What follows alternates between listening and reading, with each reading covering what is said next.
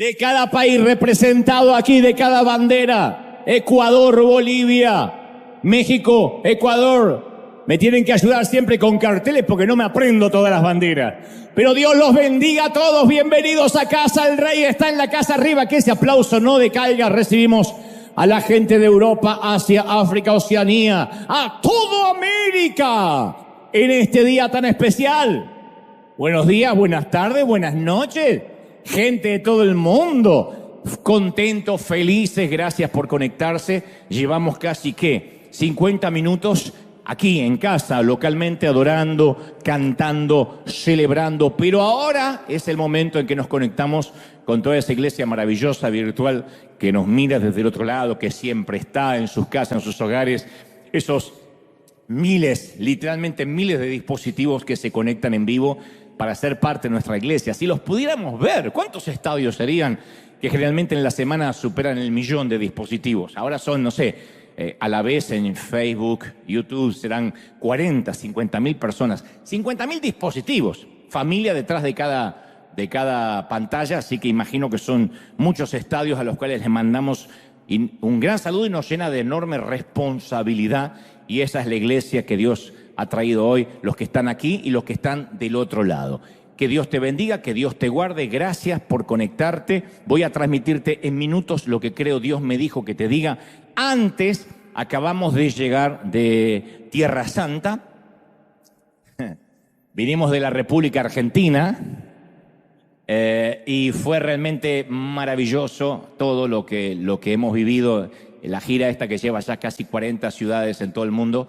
Y empezó en Argentina, empezó en Buenos Aires hace más de 1 año y medio, con 2 funciones en el Estadio Luna Park, y después nos fuimos al resto del mundo, y esta vez llegamos a Argentina.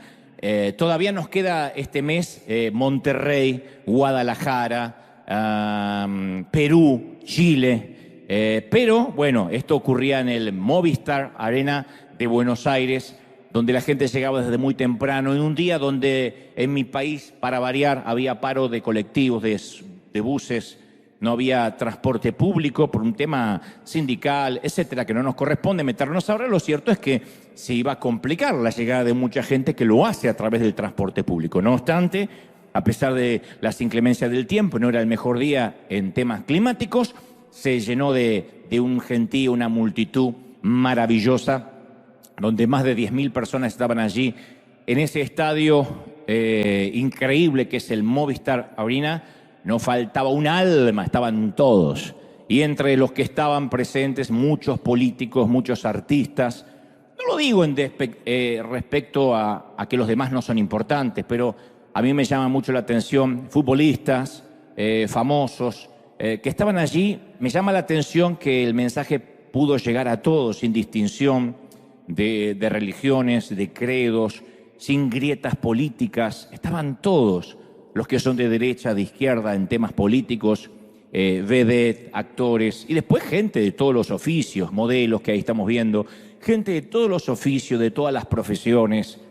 Creo, me atrevo a pensar, de todos los estratos sociales que estaban allí expectantes, escuchando un mensaje que duró 2 horas 20, 2 horas 20, no hay música, no hay nada más que la retórica, la conferencia en sí misma, donde yo, como suelo contar cada fin de semana, juego a qué haríamos si fuéramos presidente por un día de cualquier país, en este caso mi nación. Y entonces vamos pasando por distintas etapas de la vida. Diría que todos los ciudadanos recuerden los orígenes para luego valorar el tiempo, deshacerse de las cosas, enfrentar con estoicismo la vejez, para finalmente la inminente muerte. Y de eso hablamos. Al final es un embudo donde termina dirigiendo toda la gente a Jesucristo, a tener un encuentro con Dios. Pero es maravilloso porque se ríen durante casi 2 horas, se llora también durante las 2 horas. Es una mezcla de emociones y es fascinante ver cómo los corazones se van abriendo, las barreras se van bajando. Tuve muchas reuniones en Argentina con políticos, con empresarios, sindicalistas, con artistas, y todos decían lo mismo. Tenían muchos prejuicios.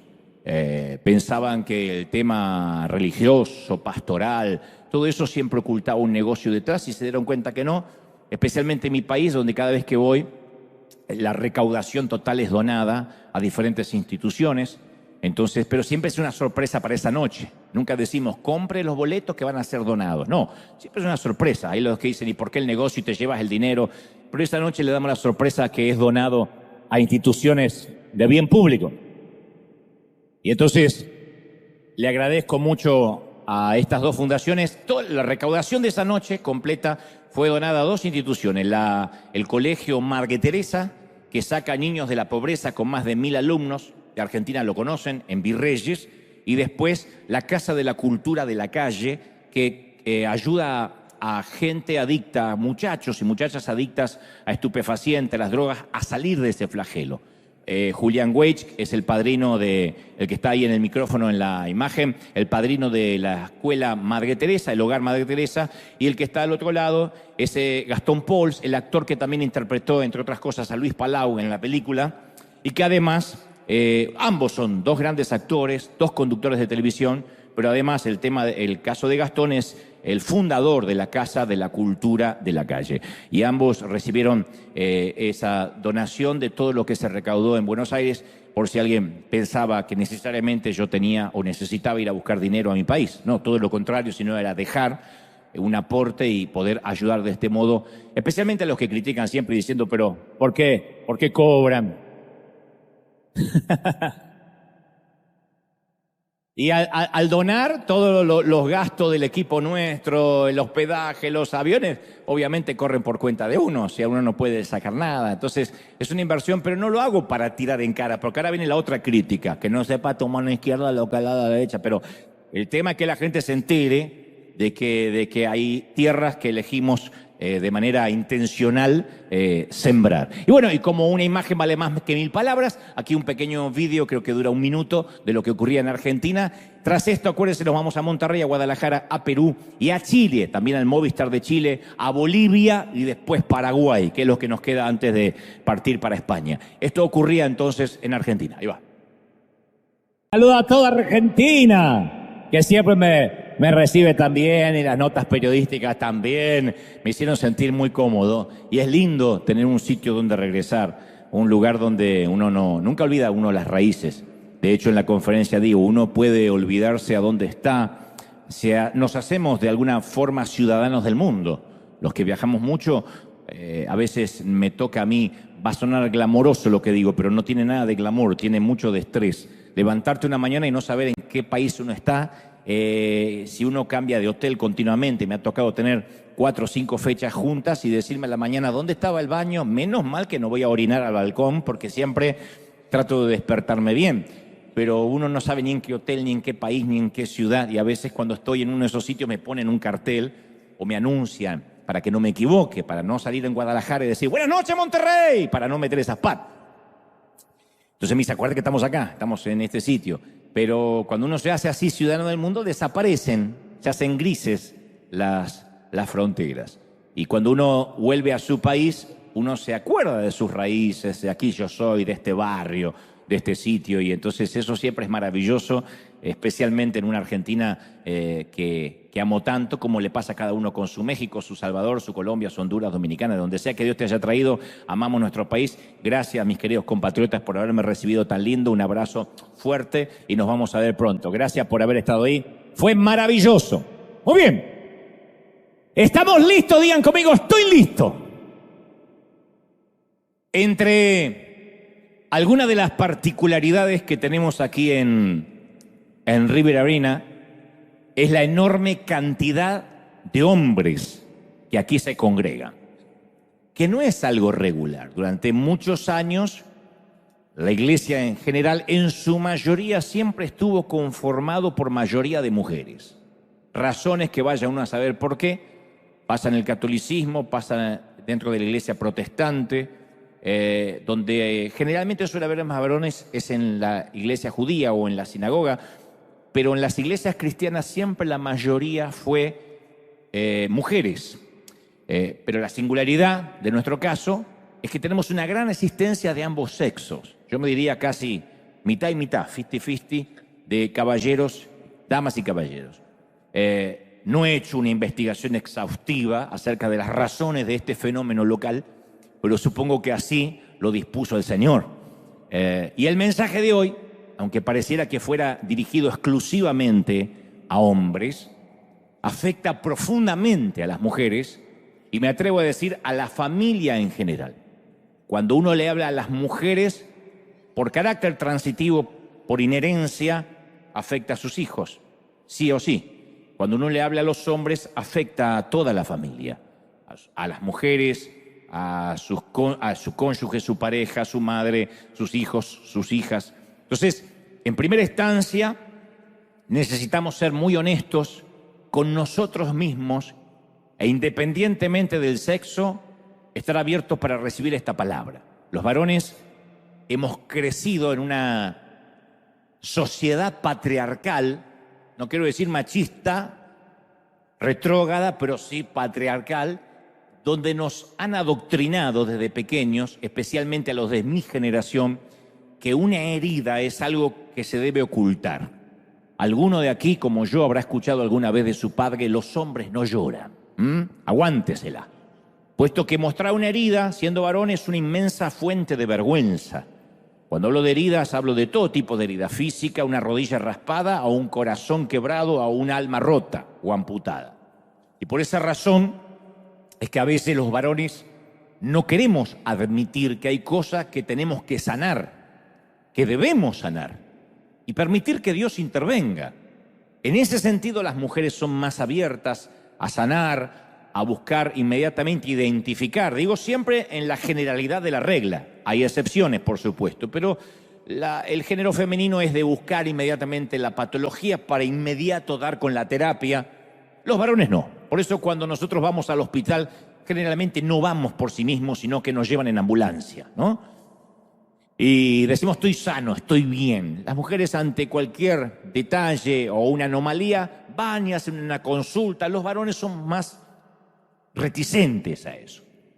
Y creo que en temas de heridas tenemos que ser más abiertos. El rey David no tuvo problemas, el salmista, en reconocer en el Salmo 109 y decir: estoy pobre, necesitado y mi corazón está herido dentro de mí. Era el rey, el monarca, jefe de Estado, el comandante en jefe de las Fuerzas Armadas de Israel, y sin embargo no tuvo ningún reparo en decir: yo estoy herido. Sus escritos son poesías descarnadas de un hombre que no temía reconocer que debería sanar, que debía sanar, que dejaba que Dios interviniera en su corazón. Y hoy es mi deber recordarte, tanto a la iglesia aquí local como a los que nos miran de otras partes del globo, recordarte que Dios está fielmente comprometido con la restauración del corazón masculino. Y si dejamos que eso ocurra, también, insisto, las mujeres van a ser beneficiadas y bendecidas.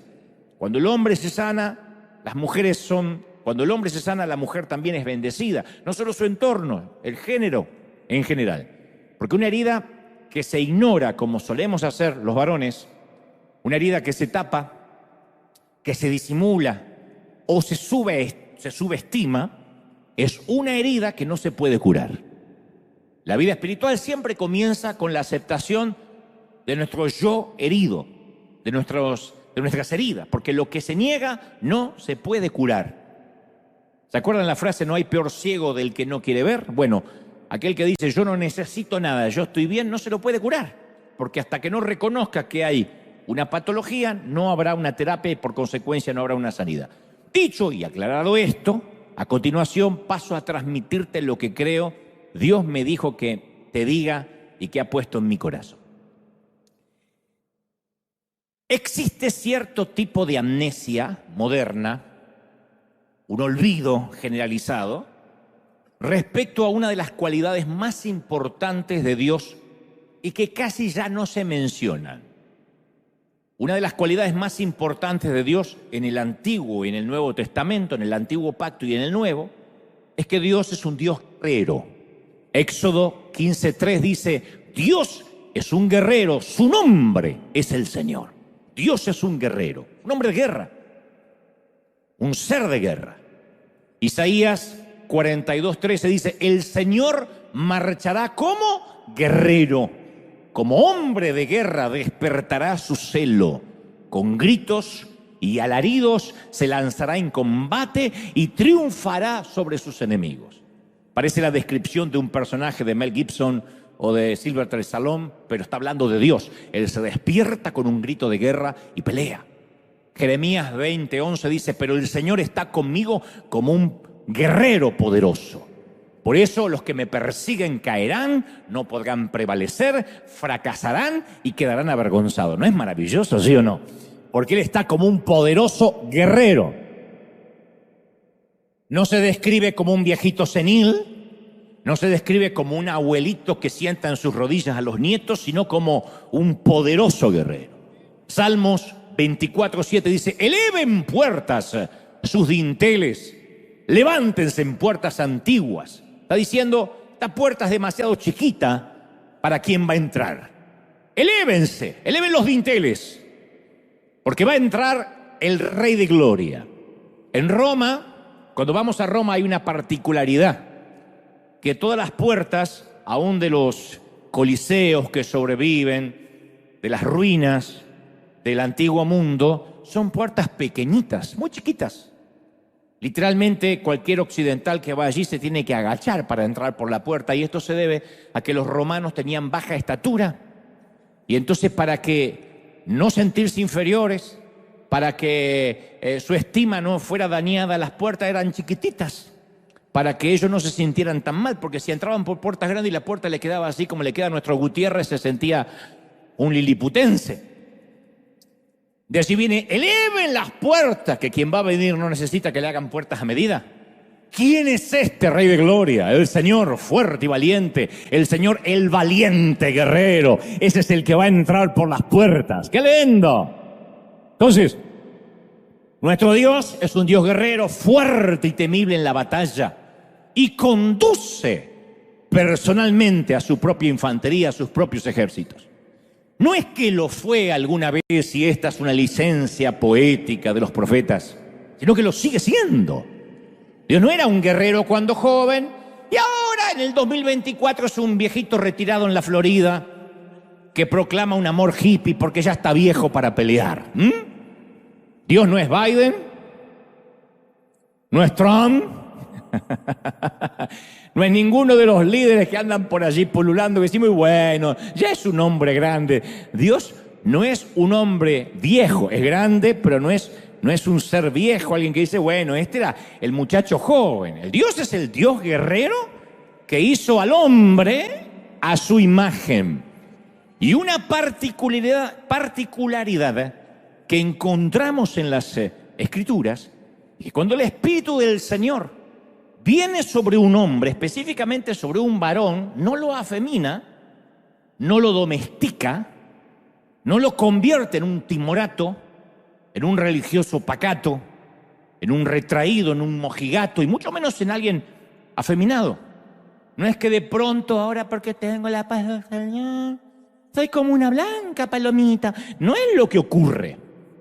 Cuando el Espíritu Santo viene sobre un hombre, en el caso de Sansón, Jueces 15:9 dice, y en ese momento el Espíritu del Señor vino sobre él con poder.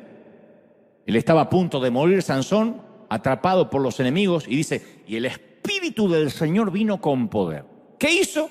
Ni se puso necesariamente a hablar en lengua, ni le agarró el tembleque, ni se cayó al piso todo como un fideo mojado, sino que las sogas que ataban sus brazos se volvieron como fibra de lino quemada, y las ataduras de sus manos se deshicieron, y al encontrar una quijada de burro, porque no tenía un arma que todavía estaba fresca, la agarró y con ella mató a 1000 hombres, con una quijada de burro.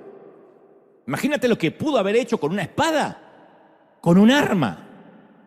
Por cierto, una vez escribí un chiste cuando hacía humor gráfico de alguien que va y le dice, pastor, he visto que Sansón con una quijada de burro mató a 1000 filisteos, así que tengo esperanza que Dios me use. Y el pastor le dice, no me cabe la menor duda, si con una quijada de burro Dios lo usó tanto a Sansón, imagínate lo que puede hacer con el burro entero.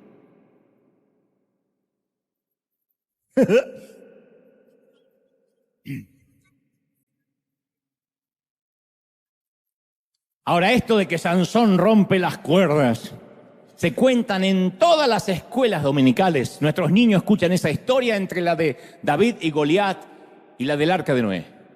Pero jamás yo al menos he escuchado una maestra decir, ¿y esto, niños, qué ocurrió con Sansón? Es lo que sucede cuando el Espíritu de Dios viene sobre un hombre. Nunca.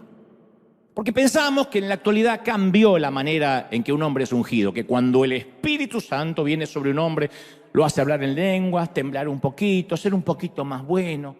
Pero Sansón, apenas es lleno del Espíritu, se convierte en un guerrero grande, temible. Cuando el Espíritu de Dios cae sobre él, son como las pinacas a Popeye para los memoriosos. O cuando Hulk o David Banner se transforma en el increíble Hulk, de repente un superpoder lo toma, lo posee y se transforma en ese guerrero imbatible. Antes de eso, cuando uno ve la vida de Sansón, el tipo es poco más que un imbécil. Hace boberías, es un tipo que no tiene carácter, pero cuando el Espíritu Santo viene sobre él, su último gran acto de guerra es heroico. Y no sucedió solo con Sansón. Jueces 3:10 relata, el Espíritu del Señor vino sobre Otoniel y salió a la guerra. Salió a la guerra como resultado de la llenura del Espíritu. Jueces 6:34 dice, entonces Gedeón, poseído. A mí me encanta esa palabra, porque parece que la posesión solo le pertenece al enemigo. Decimos, esa mujer está poseída, mi suegra está poseída. Pobre diablo, ¿qué tiene que ver con la suegra? Ya había venido poseída de antes. Pero siempre nosotros, posesión tiene que ver con lo demoníaco. Pero en la palabra se usa mucho la palabra poseído. Gedeón, poseído por el Espíritu del Señor, salió a la guerra. Poseído por Dios. Hemos visto, al menos en películas, lo que ocurre cuando alguien es poseído por un demonio. ¿Qué será ser poseído por el Señor, por el Espíritu de Dios? Bueno, la Biblia da una pista, salió a la guerra. No se quedó en trance meditando en el Tíbet, salió a la guerra. Jueces 11:29, entonces Jefté, poseído por el Espíritu del Señor, salió a la guerra. Exactamente lo mismo, cambia el hombre, el mismo espíritu. Y Samuel 16:13 dice, lo que le pasó a David poco antes, minutos antes de matar a Goliat. Dice, entonces el Espíritu del Señor vino con poder sobre David. Es una valentía intrínseca al Espíritu Santo, inherente a una llenura. Entonces nuestra imagen de Jesús es como que se ha ido deteriorando a través de la cultura, a través de lo que nos vendieron en el cine, las figuras que hemos visto en alguna imagen. Y muy pocos relacionamos a Jesús con un guerrero. De hecho, hasta yo he visto gente que le cuesta hasta justificar el día en que Jesús se plantó como hombre, se enfadó y en un acto de agresividad premeditada se tomó el tiempo de hacerse un látigo de cuerdas y lo usó contra los mercaderes que ocupaban los atrios del templo. Se nos va el detalle de que se detuvo a hacer un látigo. Yo no le tenía tanto miedo a mi papá, porque mi papá explotaba de golpe, de 0 a 100. Y de repente yo, y uno escapaba y como la mayoría de los varones a los 5 minutos se había olvidado que lo había enfadado.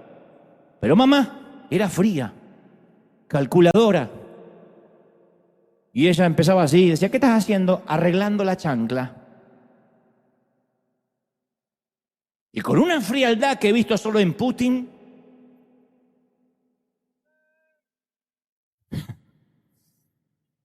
hacía así y tiraba la chancla, que tenía unos sensores que podían perseguirte a lo largo de donde te escaparas.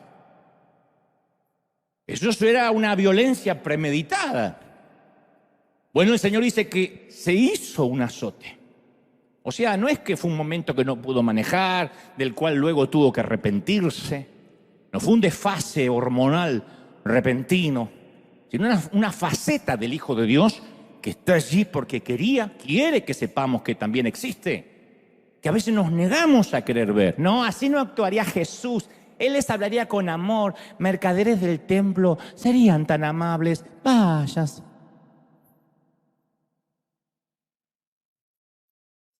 Uno no espera ese tipo de conducta, esta de echar a los mercaderes con un azote de cuerda de un cordero manso y humilde, pero malinterpretamos lo que es manso y humilde. Nuestro Dios es guerrero porque hay ciertas cosas en la vida por las que tenemos que pelear, por las que hay que luchar. No queda otra. Así heredamos el carácter del padre. Un papá que es músico, el hijo es músico, por lo general porque se cría en un entorno con pianos, con guitarra. El papá que es poeta, por lo general al hijo le encanta leer. El entorno es lo que hace que los hijos nos terminemos pareciendo, además de la genética. Y si somos hijos de Dios y adoptados por Él a través de Jesucristo, heredamos el ser guerreros, el pelear, el luchar, el plantarnos. No en ser loquitos, sino plantarnos en las convicciones. ¿Sí?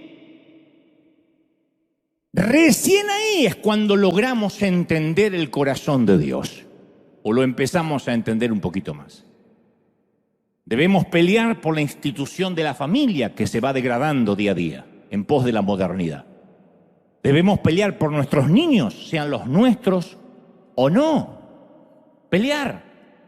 En una entrevista que tuve ahora en Argentina, alguien me decía: hay que darle a los niños la capacidad de elección. Y yo decía, hay que darle al ser humano la capacidad de elección, que por supuesto es un libre albedrío que nos regaló Dios, pero no en la minoría de edad, cuando todavía son nuestra responsabilidad, cuando todavía los niños no saben qué quieren, cómo quieren. Nuestros niños pueden atragantarse de dulces antes de la hora de la cena, si no hay una regla. No podemos decir, bueno, yo a mi niño le dejo libre comer lo que sea, quiero crear un ser libre. No, hay que educarlo, se llama educación. Y cuando uno le dice que elijan, por ejemplo, su sexo, cuando tienen 7, 8 años, le decimos niñe, porque para nosotros la genitalidad, en términos de la posmodernidad, no significa nada. Estamos no educándolos, sino adoctrinándolos, empujándolos a que elijan algo que no están capacitados para elegir. Entonces uno tiene que pelear por esos derechos que, independientemente de que estén en la Biblia, son morales, son nuestros, son éticos, ¿sí o no? Tenemos que pelear por nuestros amigos, por las amistades, pelear por nuestras amistades, independientemente que el amigo termine cometiendo un error. Yo digo siempre que tengo pocos amigos, pero soy muy buenos amigos de mis amigos. Y los voy a visitar a la cárcel y no pregunto por qué están ahí. No los cuestiono. A veces me dicen, no puedo creer que seas amigo de fulanito. Yo soy amigo de mis amigos, independientemente de lo que después haga con su vida, comparta o no. Yo no puedo buscar amigos perfectos. ¿Por qué? Porque tampoco puedo ofrecer perfección. Me da gracia cuando la gente dice, yo estoy buscando una iglesia perfecta. ¿Y qué vas a ofrecerle a la iglesia perfecta? Lo más posible es que se eche a perder apenas llegues. Entonces, ténganme paciencia que hoy estoy medio cansado y no tengo filtro. ¿Ves? Los médicos luchan por la vida de sus pacientes. Los maestros luchan por los corazones y el futuro de sus educandos, de sus estudiantes. Entonces pensemos que cualquier cosa buena, verdadera o hermosa que valga la pena en esta vida, vamos a darnos cuenta que no se puede proteger esa cosa o eso si no peleamos y luchamos por eso. No se protegen las cosas buenas solas. Y vivimos en una época derrotista, de hombres muy frágiles. Esto no es una novedad. Lo bueno es que no te está predicando una mujer, sino un congénere, y lo reconozco. Deseamos adelgazar comiendo comida chatarra, automóviles y casas nuevas sin pensar en la deuda. Hay empleados que cuando se les pide una hora, una milla extra, se quiebran y ya se quejan de la presión patronal.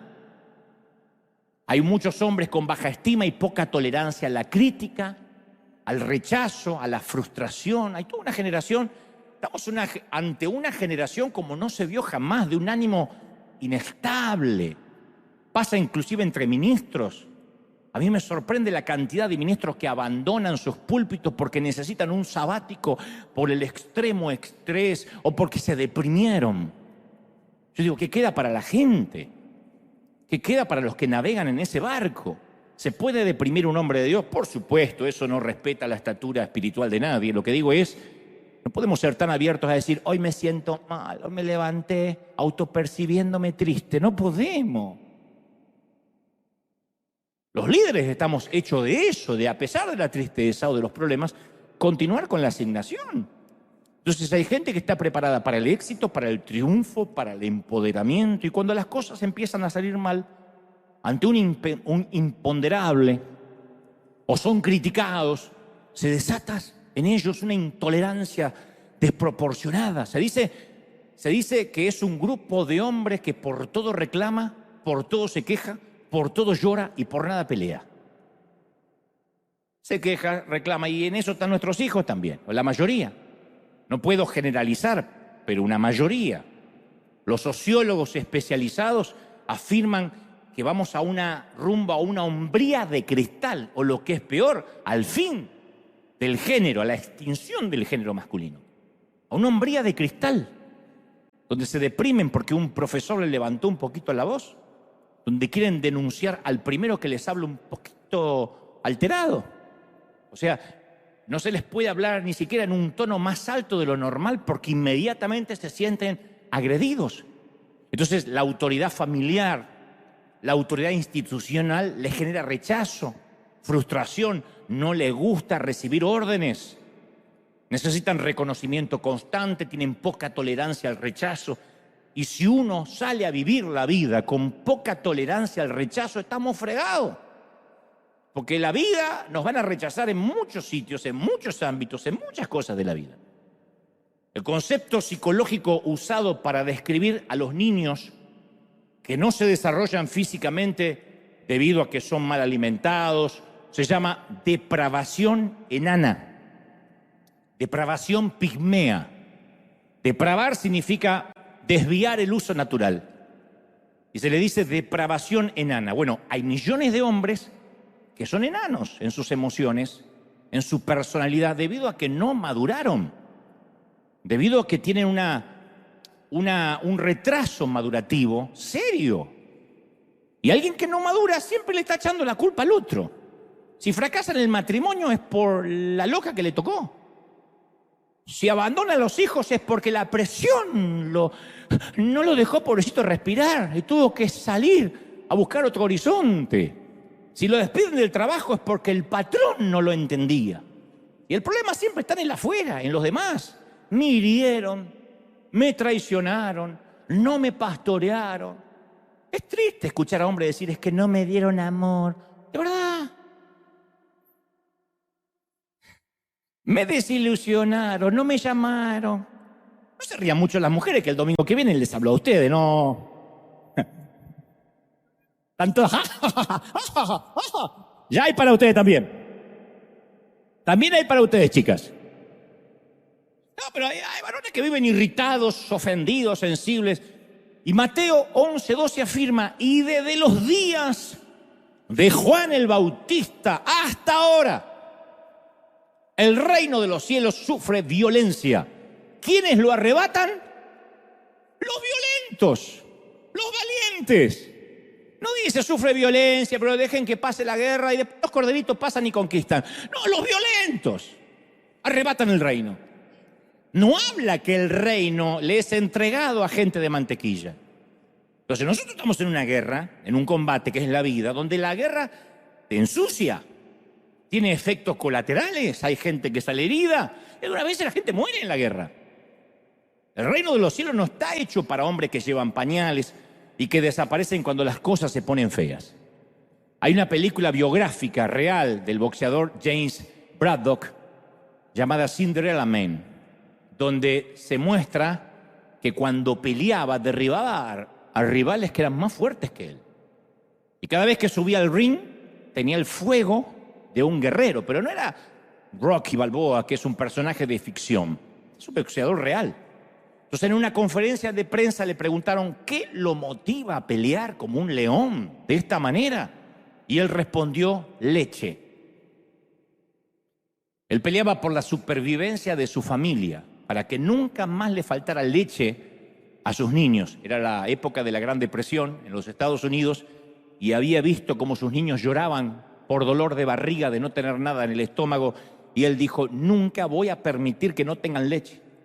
A veces, para despertar el guerrero que hay en un hombre, Dios permite que la batalla tenga que golpear cerca de su propio hogar. Porque hay dos caminos ahí cuando te pegan el hogar.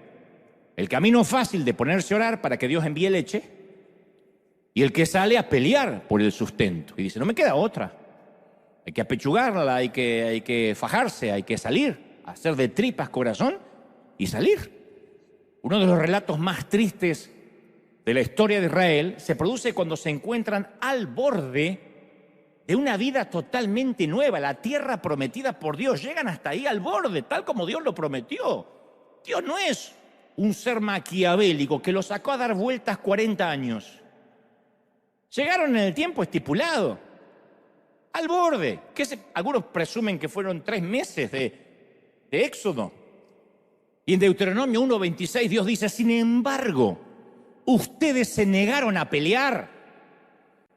Se negaron a pelear, no le hizo las cosas fáciles Dios, no le dijo, ay nenito, quieren entrar a la tierra prometida, ya los mato a todos los enemigos de un infarto. No, se negaron a pelear. Usted dice, ¿por qué Dios los mandaba a pelear? Porque a eso se dedica, porque es guerrero, porque Dios es hombre, es varón, porque es guerrero, porque es valiente, porque es poderoso. Pelea, mijo, pelea. Se negaron a pelear y se rebelaron contra la orden de su Dios. Y se pusieron a murmurar en sus carpas como viejas chusmas. Esto está agregado por mí. Lo de viejas digo porque chusma hay de todas las edades. Y se pusieron a chismear en sus carpas diciendo, el Señor nos aborrece, nos hizo salir de Egipto para destruirnos. Qué dolor le produjo a Dios en el corazón ver los tipos chismeando. Diciendo, ay no, que nos aborrece, comíamos allá apio, comíamos cebolla.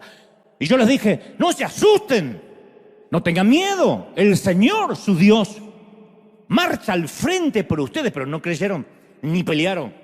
Por lo tanto, ni un solo hombre de esta generación verá la tierra que les prometí. Entonces la decisión de no pelear los hizo vagar 40 años por el desierto, con el único fin de que toda esa gente muriera en el desierto y no pisara por incrédulo lo que Dios le había prometido. Yo he escuchado cientos de mensajes diciendo, el desierto es inevitable. Siempre Dios te enviará al desierto, lo permite para procesarte. Interpretamos mal lo que pasó, gente. El desierto es algo que se puede evitar. La razón del desvío de 4 décadas por el desierto es que no quisieron pelear. En otras palabras, el desierto fue la consecuencia de negarse y confiar en Dios y pelear.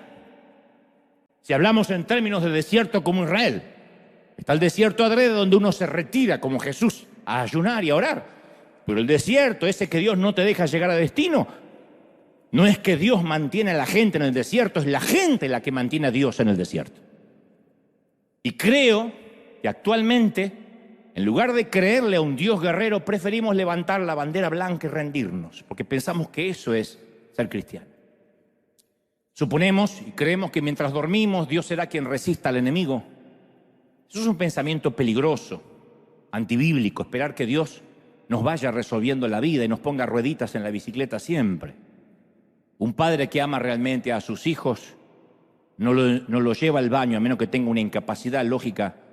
No lo ayuda, no lo baña hasta los 18, 20 años. No le lleva el desayuno a la cama hasta los 40. Y si alguien lo hace, por eso tenés un hijo así. Santiago 4:7 afirma Santiago 4:7. Así que sométanse a Dios, que esto es, obedezcan sus órdenes. Resistan al diablo y él huirá de ustedes. Resístanlo. Entonces vivimos en un mundo espiritual en guerra, pero la cristiandad actual nos empodera siempre para que compremos el auto del año. Nos dicen, vas a ser propietario, vas a dejar de rentar, entre otras cosas, entre paréntesis, como si rentar nos pusieran un género menor de la humanidad. Nos dicen que si reclamamos y oramos, las almas van a venir solas. Nos hacen declarar proféticamente, pero yo nunca he escuchado, o pocas veces, que nos digan, sal a pelearte. Cuando hablo de pelearte, no digo que te agarres a trompada con el primer chino que maneje mal. Estoy hablando de pelear por las cosas que valen la pena. Entonces terminamos en una pasividad disfrazada de palabras de guerra, pero en realidad Dios nos ve como hundiendo barquitos en un juego de mesa, como en la batalla naval que jugábamos de niño. ya pusimos 4 estacas a la ciudad, ya rociamos con aceite las puertas de la casa. Y Dios dice, sigan jugando, pero eso no es pelear. Pero ya hicimos el acto profético y reclamamos en el altar y lo tomamos porque nuestras palabras tienen poder. Pero todo eso es fe en la fe. Yo me puedo sentar encima de un tarro lleno de gasolina y no me lleva a ningún lado. Eso es la fe en la fe. En el nombre de Jesús, en el nombre de Jesús, en el nombre de Jesús. Y la gasolina no te vaya a ningún lado.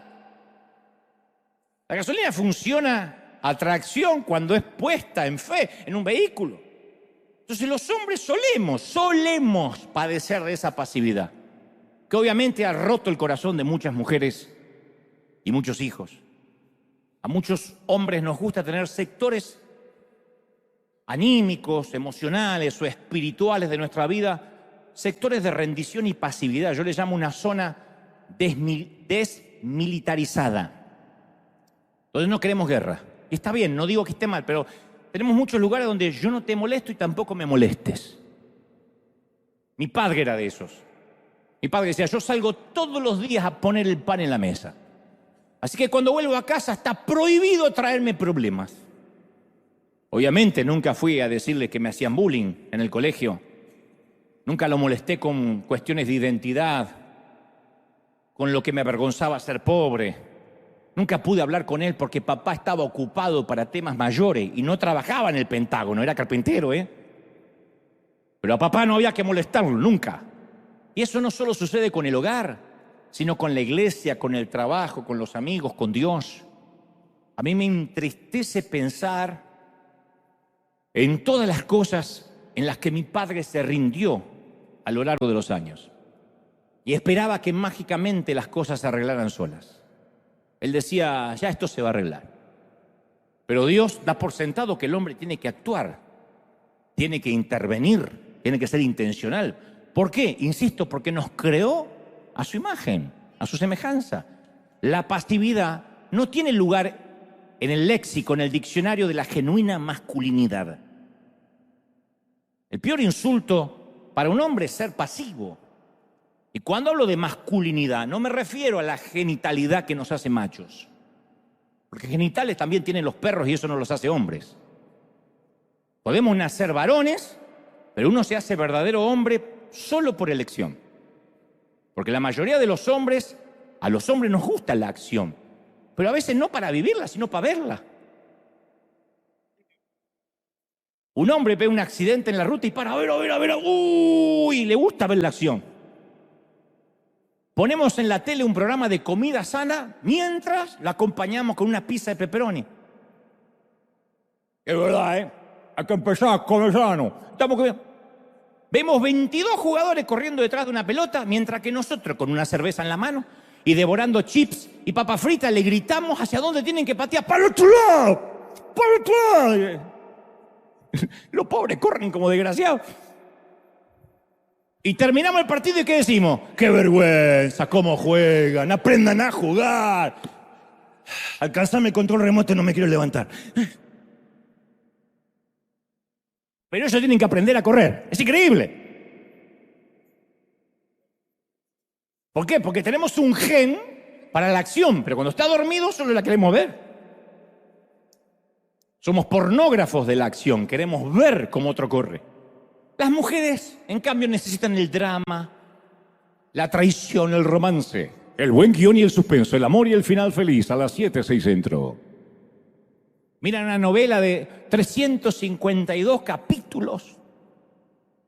Los hombres necesitamos una película donde el tipo a los 5 minutos agarre mínimo una pistola y mate, ya sea 700 ninja, japonés, alemán, indio, lo que sea que mate, pero que mate a alguien. No importa si no hay guión. Queremos que el tipo dispare, que el auto vuele, que el avión se caiga, que la ciudad explote, que ataquen los alienígenas, los zombies, King Kong o Godzilla, que alguien ataque. ¿O no? ¿Por qué? Porque fuimos creados por Dios y encontramos ánimo en el boxeador que va por un round más, en el soldado que aún herido sigue disparando. Algo nos dice, de ahí vienes. Cuando vemos que el jugador hace un gol en el último minuto, en el último segundo y da vuelta el resultado de un partido, saca ese tigre, ese león que hay dentro. ¿Por qué? Porque ese es nuestro origen. El tema es que cuando termina la película o el partido, ¿Qué hacemos? En vez de salir a pelear por el honor de nuestros hijos, les damos una tablet para que se metan en la habitación y no nos molesten. En vez de ser apasionados, pero en vez de ir detrás de una pelota, apasionados para buscar a Dios, nos apasionamos en hacer maratones en Netflix. Entonces, la pasividad es el primer pecado que heredamos de Adán. La pasividad es edénica. Estoy convencido que el primer pecado del ser humano no fue comerse la fruta, fue la pasividad.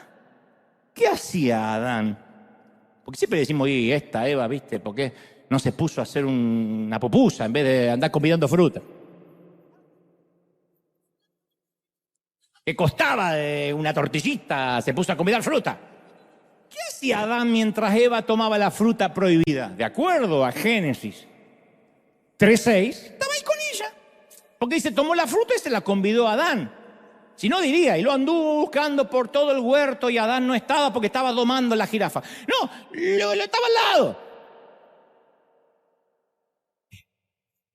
¿Y qué hizo Adán? No dijo nada, no hizo nada, no comentó nada. Vio de qué árbol la había sacado y a partir de allí vamos a conocer a muchísimos hombres que se permiten no hacer, no decir, no incomodar. El primero de Samuel, las Escrituras nos dan una imagen desafortunada de lo que es la pasividad y sus consecuencias. El sacerdote Elí servía al Señor en el tabernáculo y era juez del pueblo de Israel. Tenía una postura religiosa, si se quiere, vicaria y una postura política. Tenía 2 hijos, Ofni y Finés, quienes también fungían, oficiaban de sacerdotes, pero que también eran unos canallas, eran unos bribones, unos granujas los tipos. Se robaban las ofrendas, con ese dinero organizaban orgías dentro del templo. Cuando su padre se entera lo que están haciendo, les dice, muchachos, ¿por qué se comportan así? Todo el pueblo me habla de vuestra mala conducta. No, hijos míos, eso no es nada bueno lo que comenta el pueblo del Señor. Eso fue lo único que les hizo. Les dio un discurso, cuídense de los comentarios, mijo. Si uno lee otra vez el episodio, te hiela la sangre porque está diciendo, por lo menos si lo van a hacer, sean discretos. Orgías en el templo y se robaban las ofrendas. Dicen, no me gusta lo que oigo de ustedes, cuídense, no es bueno que el pueblo comente. Un padre que le dice, háganlo, pero de las puertas para adentro, que no los vean. No hizo nada para detenerlos. Él era el juez del pueblo, tenía que haberle impuesto una sentencia, tenía que actuar de oficio. ¿Saben lo que es actuar de oficio? Que si tienes un amigo juez y le cuentas un delito, aunque sea tu amigo, por oficio te tiene que condenar. Lo mismo si tienes un amigo policía y le cuentas, acabo de matar a una persona, si luego se enteran de que él supo y no actuó de oficio, aunque no tenía uniforme, va preso contigo. Eso es actuar de oficio. Él tenía que haber actuado de oficio. Y aunque era un sacerdote en el templo, no los removió de sus posiciones tampoco para al menos mantener la credibilidad en el sacerdocio. Eligió el camino fácil, la pasividad. Pensó como muchos hombres en la actualidad. Yo sé que está mal, pero lo que menos quiero ahora es tener problemas con mis hijos. Es un adolescente, ¿qué le voy a pedir? Sí, pero sabés que puede andar en malas compañías. Sí, pero, y bueno, es macho. Yo también era peor que él. Y aparte no quiero tener problemas con mi mujer. No, las cosas andan más o menos bien y qué sé yo.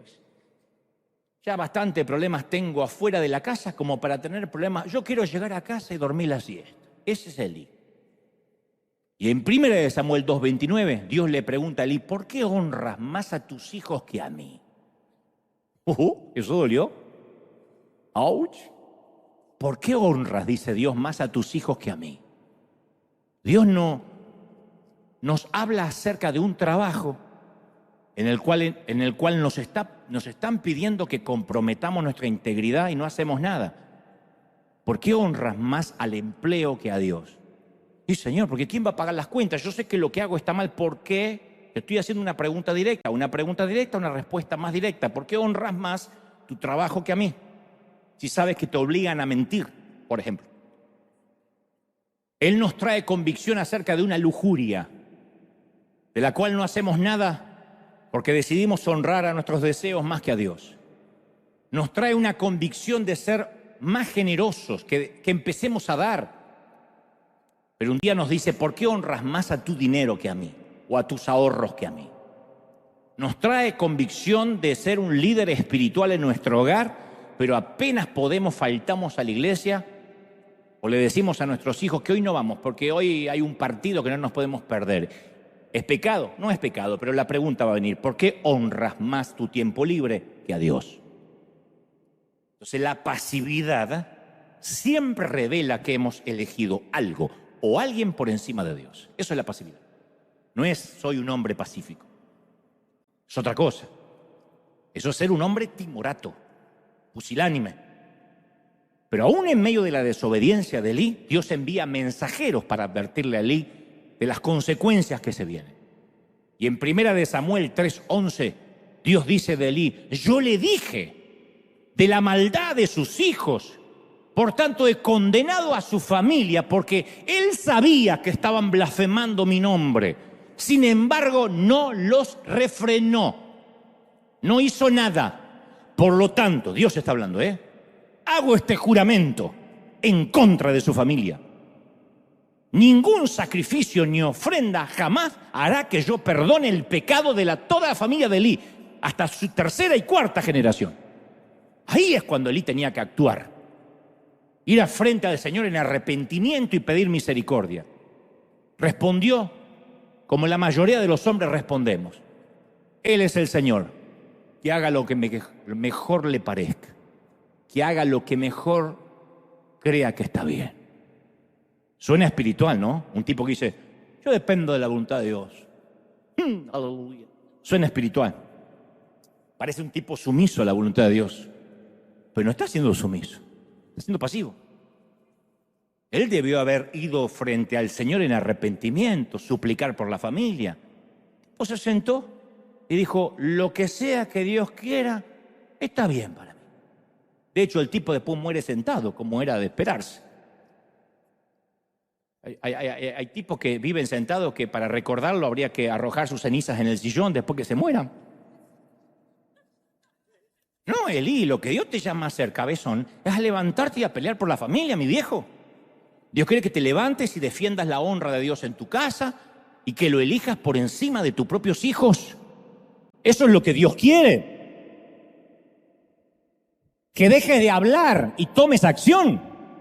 Entonces, la pasividad busca siempre la ruta con menos resistencia, el camino más ancho, y la acción busca la ruta de la rectitud, que a veces es el camino angosto.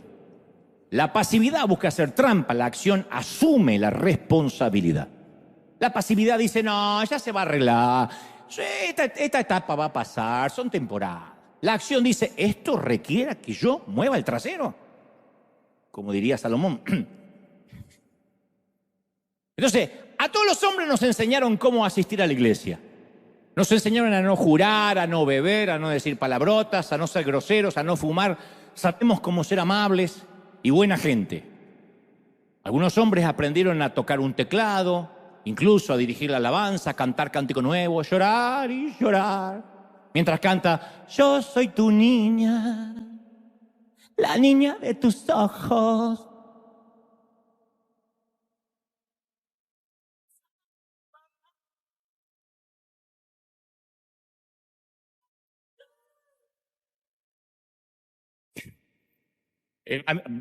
No importa. Vamos a ser correctos con la especificación. La niña de los ojos es eso negrito que tenemos en el medio del iris, donde cuando uno mira los ojos de alguien, ve como una persona chiquitita. De allí el modismo coloquial, esa es la niña de tus ojos. O sea, es correcto, etimológicamente hablando. Pero yo nunca pude, no sé. No tengo duda de mi identidad sexual, pero nunca pude. Yo soy tu niña. Nunca pude. La niña de tus ojos.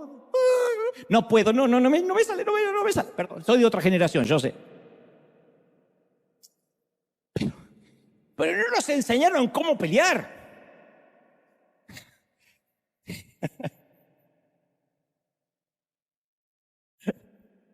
Diré esto que lo dudes, que lo escuches en alguna otra iglesia. A veces hay que salir y patear unos cuantos traseros. A veces hay que salir y pelearse con la vida. Ningún entrenador le diría a su equipo: muchachos, salgan a la cancha y sean suaves, amables. Sean el rival más amable que Argentina jamás haya conocido. Mexicanos, respeten al argentino. ¿Quién sale? ¿No que nuestro Chicharito les va a enseñar a morder el polvo o no? ¿Y por qué eso es fútbol? Un equipo que dice: no, sean suaves, no sale motivado a ganar. Y eso es lo que durante años la iglesia le ha dicho a los hombres: solo intenten ser buena gente. Y la iglesia termina teniendo un exterior masculino, pero su alma se vuelve femenina. Y cuando hablo de feminidad no estoy hablando de cobardía, hablo de un estereotipo que no debería haber en la masculinidad. Y con ello llega la extinción de lo masculino, del género. Y nuestro Dios guerrero inmediatamente desaparece del radar. Y esa desmasculinización o castración espiritual deviene de una generación debilitada, anulada, timorata. Está comprobado que la mayoría de las mujeres, ahora les toca, no se detienen en la estética, en el exterior. No digo que no sea importante, pero no es la belleza masculina lo que más les importa, porque entre otras cosas la belleza es relativa. No hay un canon de belleza: esto es lindo, esto es bello y esto no. La belleza es relativa para cada quien. Lo cierto es que la mayoría de las mujeres, siempre hay excepciones, dicen: no buscamos belleza. Lo que les atrae de un hombre es su seguridad, la hombría bien entendida, diría alguien su lado más salvaje. Pero también no es menos cierto que una vez que lo atrapan, se dedican a domesticarlo.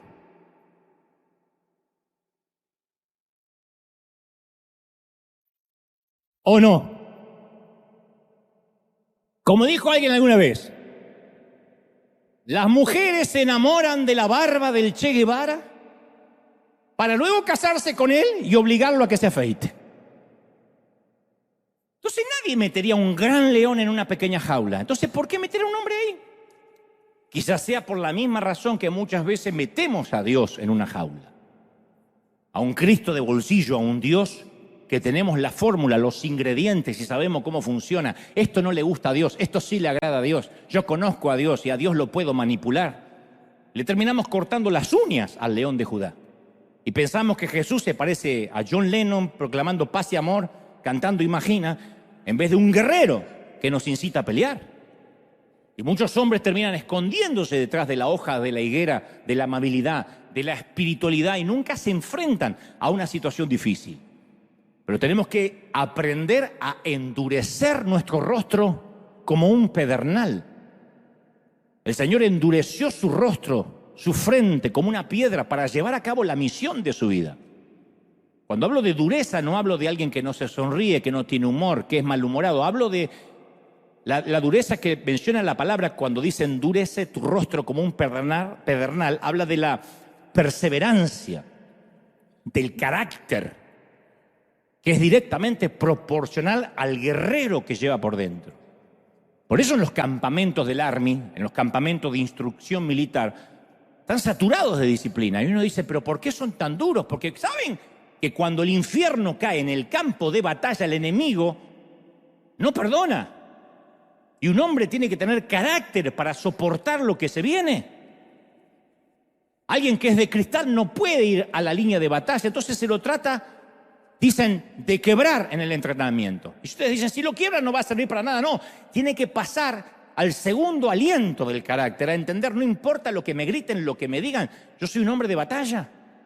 Y esto fue así en la Segunda Guerra Mundial, en la Primera Guerra Mundial, y es cierto, y tan cierto también en los conflictos de la vida y espirituales. El joven necesita esa fuerza de corazón para acabar sus estudios, para terminar la carrera que empezó, para mantener sus convicciones bajo la presión, bajo el esnovismo. Esto es lo que se hace, esto es lo que se estila. Es anticuado ser virgen, es anticuado no acostarte con quien quiera. El joven necesita la convicción para para manejar su disciplina, sus convicciones, para manejar su carrera artística, profesional. Esto es absolutamente fundamental para desarrollar un corazón indoblegable. Aunque lo lapiden, lo azoten, lo encarcelen por predicar el Evangelio, Pablo, el apóstol, se mantiene impertérrito, no cambia el mensaje, no retrocederá. Gloria a Dios, porque por eso tenemos las cartas de Efesios, Filipenses, Colosenses, Filemón. No retrocedió. No olvidemos que el sabio Salomón dijo: ¿acaso no dice la Escritura, hay un tiempo para todo lo que se hace? Un tiempo para plantar, para cosechar, un tiempo para la guerra y un tiempo para la paz. Eclesiastés 3:1.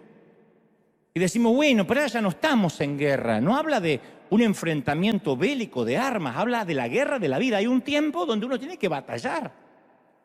Y te digo algo más, no hay nada que mutile más la masculinidad y ampute la hombría. Nada despierta tanta rabia y frustración y falta de respeto al corazón de un hijo cuando presencia la pasividad de un padre. Te amputa o trata de hacerlo, te quita la masculinidad, la virilidad. Muchos niños y jóvenes se tienen que encargar de las luchas familiares porque sus padres no quieren hacerlo. Si un hijo se cría con un papá que está presente en el cuerpo, o sea, sentado en un sillón, pero ausente almáticamente, buscará la hombría en otra parte. De todas las maneras, Dios sabe que amé a mi padre. Dios sabe que lo honré hasta su último aliento. Pero también Dios sabe que detesté su pasividad. Odiaba su famosa frase, no sé, pregúntale a tu madre. Entiendo que haya que preguntarle a la madre sobre determinadas cosas que ella maneja. Entiendo que la patria potestad es compartida. Pero él nunca tomaba las decisiones difíciles de la casa, nunca. Lo que es aún peor, tampoco las fáciles. Y si algún día lograba que mi papá me diera permiso para hacer lo que sea, ya sea quedarme un ratito más leyendo, mirar tele, salir a algún sitio con un amigo, no le pedía cosas extrañas, mi madre inmediatamente venía y lo desautorizaba. No, pero mi papá me dijo, no importa lo que diga tu padre. Obviamente yo iba a quejarme con mi padre y entonces decía, mira, yo no quiero problemas con tu madre. Si dijo que no, es no. Pero me dijiste que sí. Bueno, pero habló tu madre. ¿Pero habló Dios o habló mi madre? Yo odiaba de eso. Y más de una vez le dije, pero por Dios, se supone que eres el hombre aquí.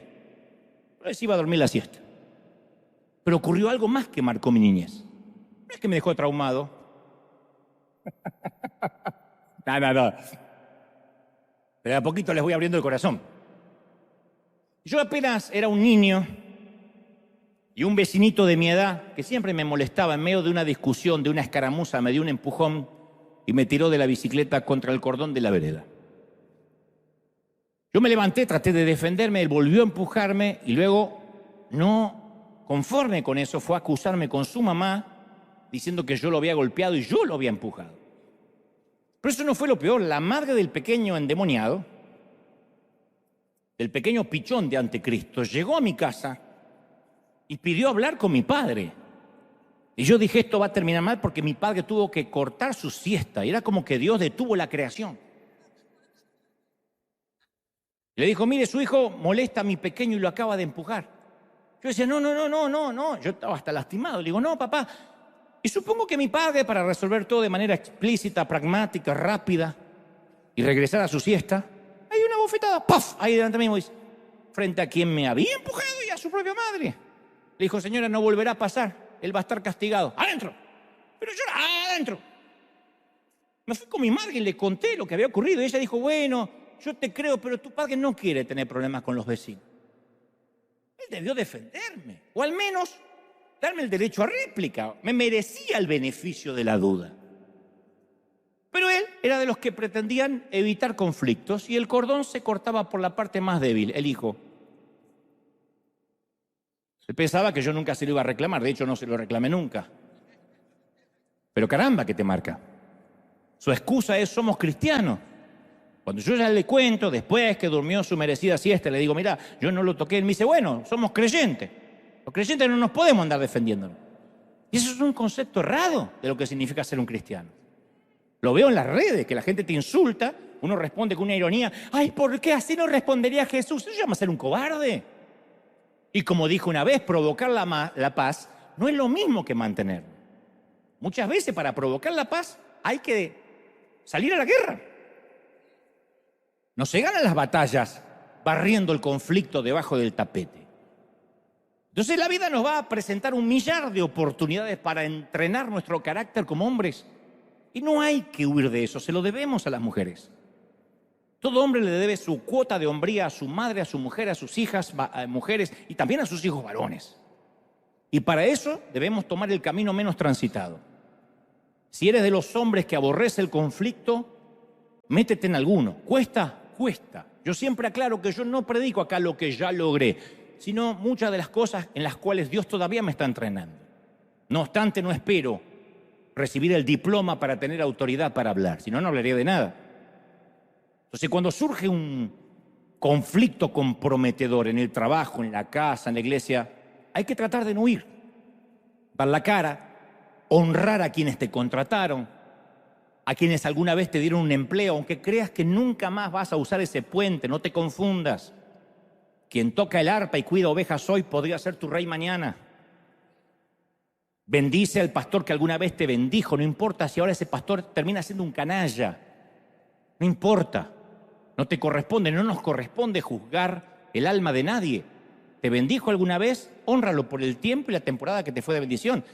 A mí siempre me llamó la atención aquellos hombres que se ofenden por algo o simplemente cambian de opinión, derecho que tenemos todos, y no tienen lo que deberían tener, que es hablar de frente, cerrar una etapa.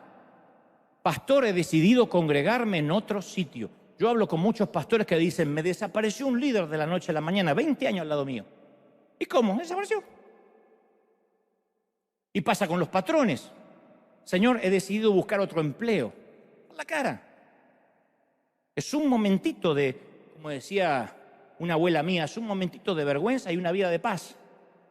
He decidido que me voy a mudar a otro estado, a otro país.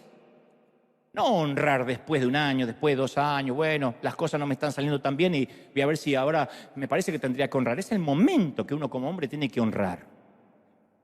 Porque no es de hombre hablar de espaldas, luego querer arreglar todo con un llamadito o diciendo, ay, está todo bien. Hay que arreglar, hay que enfrentar. ¿Por qué? Porque así nos creó Dios. Tomar el camino honroso, se llama el camino de la hombría. Hombría, caballerosidad, códigos, cuestión de honor. Y antes de culminar quiero compartirte 2 axiomas, 2 principios, 2 joyas de la corona que he aprendido a lo largo de la vida. Y lo que me da crédito y la autoridad de contarte los que ya tengo más pasado que futuro. ¿Viste qué lindo padecito viejo? Tengo más pasado que futuro. Estoy más cerca de la tumba que de la cuna, más cerca del sepulcro que del útero. No digo me estoy por morir, pero viendo mi vida, tengo más pasado que futuro. Y el primer consejo es que peleemos nuestras batallas como hombres no significa que estemos obligados a pelearlas a todas. Tenemos que elegir cuáles batallas son las que vale la pena pelear. Hay muchas cosas que dejé de hacer porque me di cuenta que esas batallas era para demostrar que yo era humilde, que era buena persona. He aceptado invitaciones para que no piensen que me había vuelto orgulloso. ¿Vendrías a mi iglesia chiquitita o ahora que estás en Gringolandia perdiste la humildad? Y yo, para que el tipo pensara que era humilde, iba. Y no ganaba nada, siempre había algo que lo ofendía.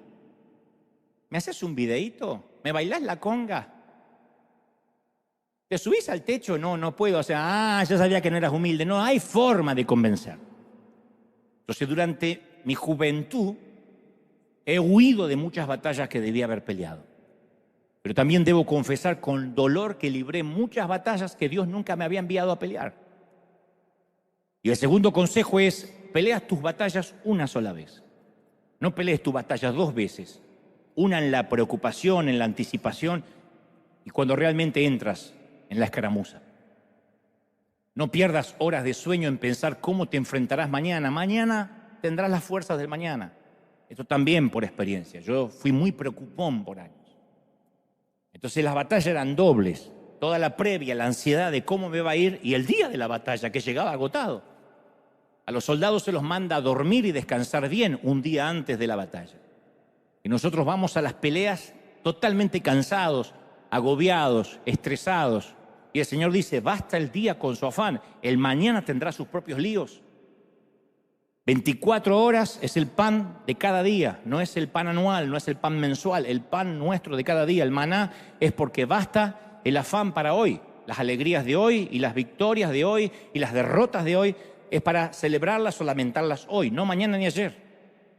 Y la vida es más que una simple batalla y se compone de muchos altercados, muchas guerras, muchos conflictos. Y en todas ellas tenemos que estar dispuestos y decididos a vencer. Te levantas a la mañana y ahora sí, en términos metafóricos, no prácticos, te levantas a patear demonios, a patear traseros, te levantas a pelear por lo que vale la pena. En la película Gladiador, la famosa película ganadora de tantos premios, está ambientada en el siglo II después de Cristo. El héroe es este guerrero de España llamado Máximo. Es el comandante de los ejércitos romanos, un general muy amado por sus hombres y por el envejecido emperador Marco Aurelio. Y el hijo de Marco Aurelio, mezquino, ambicioso, el hijo del emperador, Cómodo, que hace honor a su nombre, Cómodo, se entera del plan de su padre de poner a Máximo en su lugar. No a él como hijo, sino de elegir a este general como su sucesor. Y poco antes de que Marco Aurelio, el emperador, pueda pronunciar a su heredero, Cómodo estrangula a su propio padre. Y luego, obviamente, condena a Máximo y su familia a una ejecución inmediata. Máximo escapa, pero es demasiado tarde para salvar a su familia. Entonces es capturado por los traficantes de esclavos, es vendido como gladiador. Y ese destino solía ser una sentencia de muerte, pero este Máximo es un luchador. Y no solo sobrevive, se convierte en un campeón. En última instancia lo llevan a Roma, al Coliseo, para actuar o para hacer su demostración ante el emperador Cómodo, que por supuesto cree que Máximo está muerto hace tiempo. Entonces, después de una notable muestra de valor, el emperador baja a la arena para conocer al valiente gladiador, porque permanece su identidad, la del gladiador, oculta tras un casco. Y Cómodo le dice, tu fama es bien merecida, español. No creo que alguna vez haya habido un gladiador como tú. ¿Por qué el héroe no se revela ante todos y nos dice su nombre real? Y el otro responde, mi nombre es Gladiador. Y se aleja. Y el emperador le grita, ¿cómo te atreves a darme la espalda, esclavo? Te quitarás el casco y me dirás tu nombre.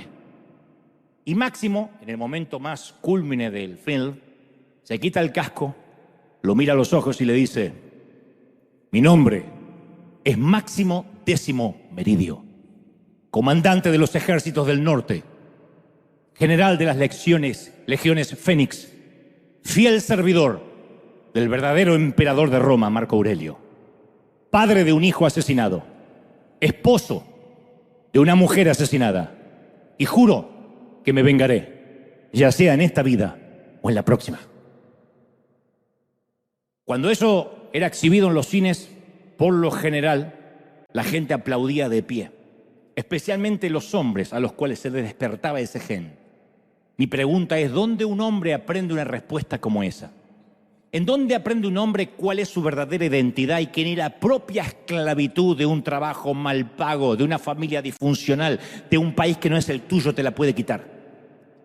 Yo creo tener la respuesta. Primero tenemos que saber de dónde venimos. Y después tuvimos que haber enfrentado una serie de pruebas, batallas, escaramuzas, peleas que valieron la pena, estrategias de guerra.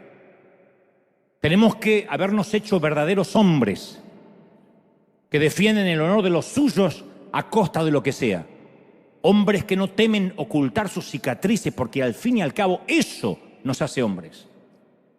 La recuperación del guerrero es absolutamente crucial para la recuperación de un hombre.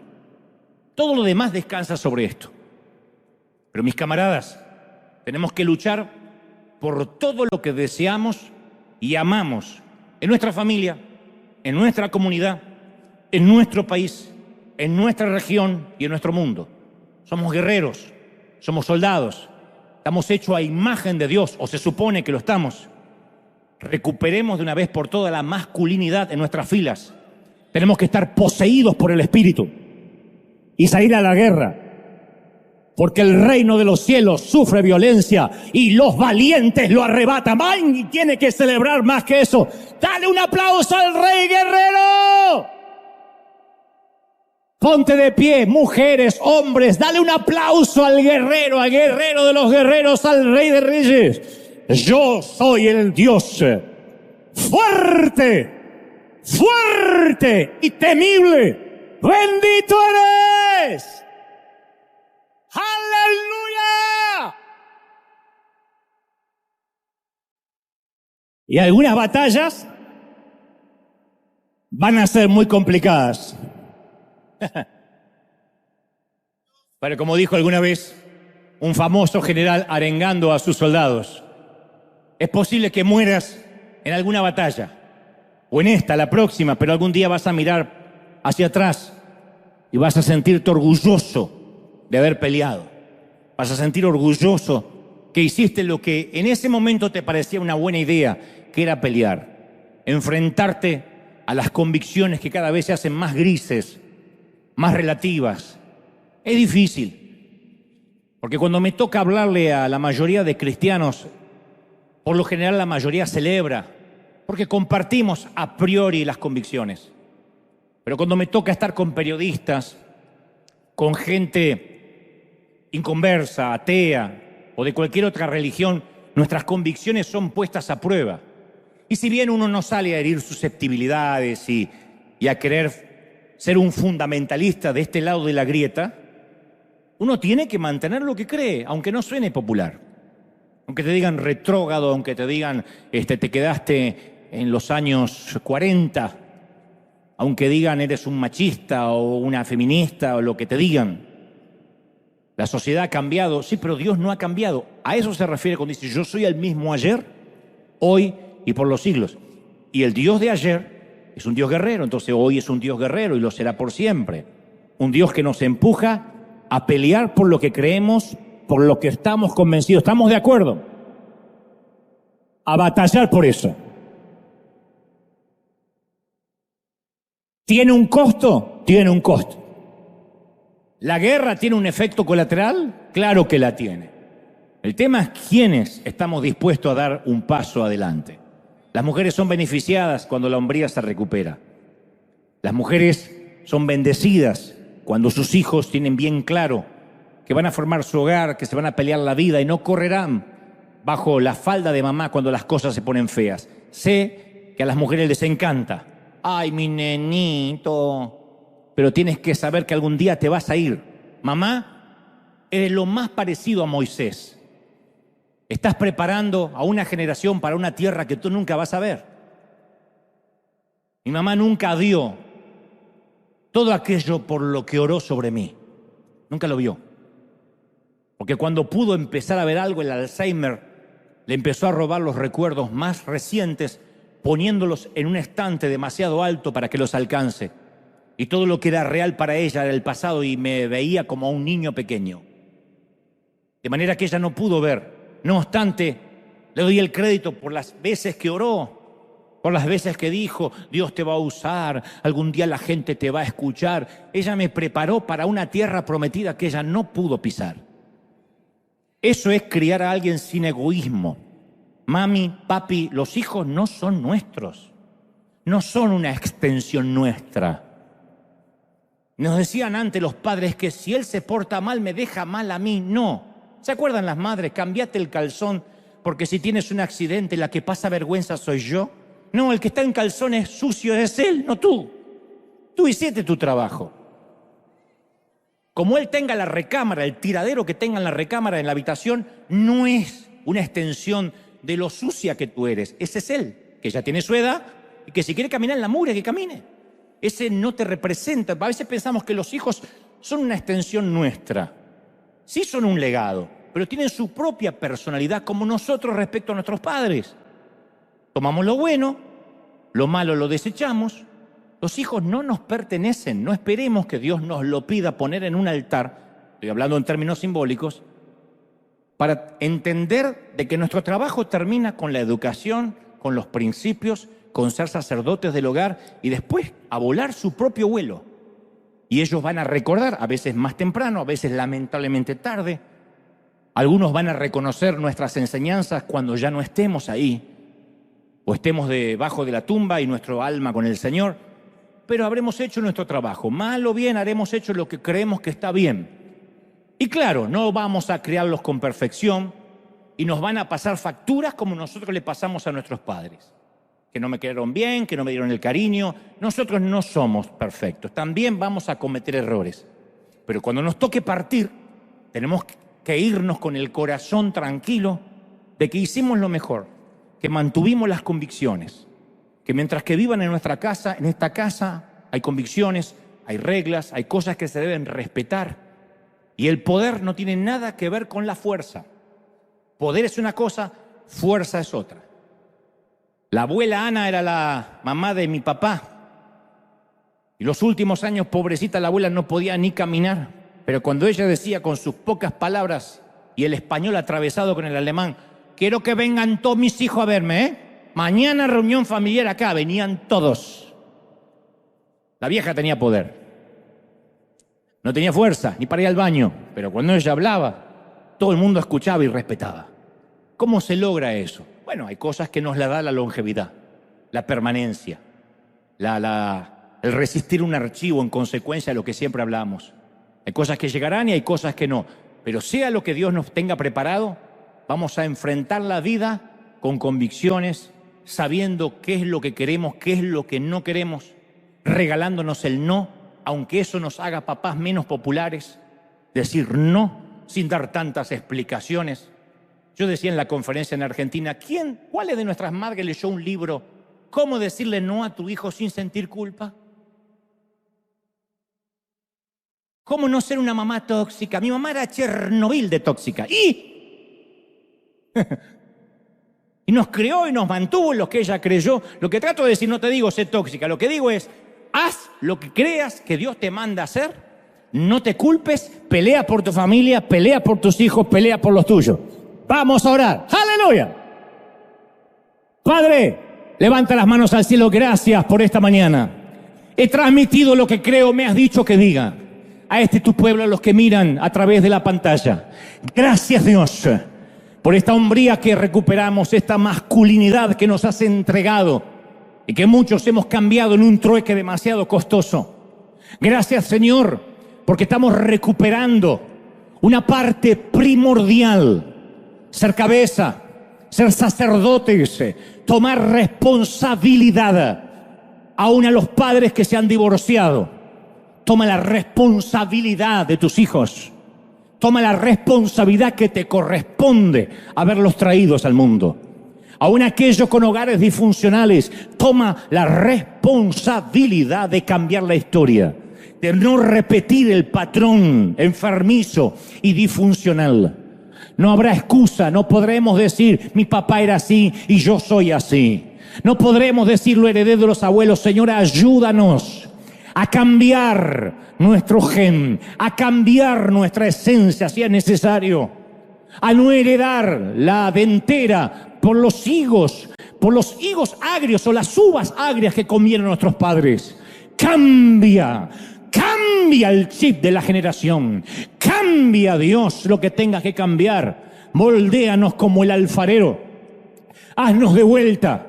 Reprende, quita, desarma todo lo que nos suma y vuélvenos a construir como mujeres, como hombres, como hijos, como padres, como cónyuges, como parejas, como yernos. Ayúdanos como nueras. Ayúdanos a ser mejores. Ayúdanos a tener convicciones que se mantengan para poder decir, he acabado la carrera, he guardado la fe, por cuanto me está reservada la corona de la vida para todos aquellos que nos hemos mantenido en aquel primer mensaje de la cruz, en la resurrección de nuestro Señor. Padre, gracias. Gracias por esta palabra. La recibimos. Es parte de nuestro ser. Los que están recibiendo al Señor en su corazón, Los que dicen, yo quiero tener eso que la vida me ha quitado. Dile, Señor, entra en mi corazón, perdona mis pecados. Anota mi nombre en el libro de la vida. Permíteme comenzar una vida nueva, Señor. Gracias por la atención, por la presencia, por tu gloria, por esta palabra. Transfórmanos.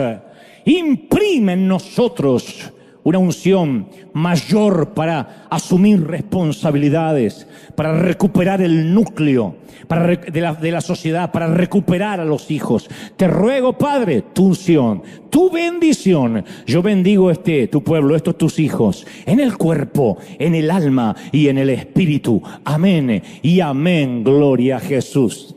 Bendito sea Dios. Muchachos, a los varones, nada personal. Estamos en la misma. Chao, hasta la próxima. Dios te bendiga. Hasta el domingo que viene. Bendecido.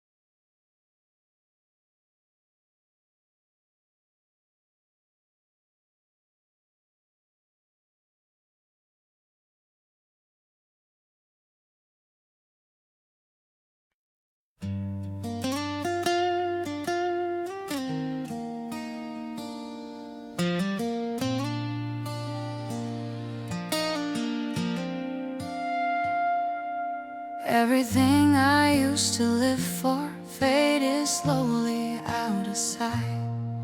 Now my days just circle around you like I'm lost without a light. All the noise just turns to silence when your memory comes through. And the world I once was chasing now feels small and shaped like you. My whole world is only you. Every thought keeps breaking through. You're so close inside my mind, but so far in real life. I can feel you everywhere, in the things we never shared. All this love I'm going through never reaches you.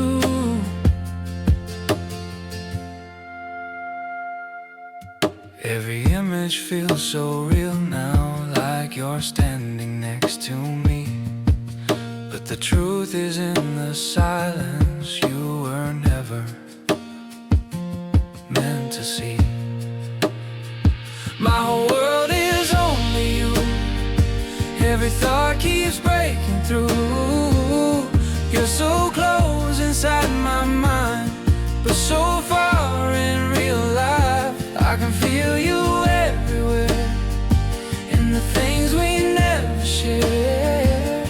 All this love I'm going through never reaches you. If you felt it for a moment, would it change the way you stay? Or would I still be the shadow that just fades away?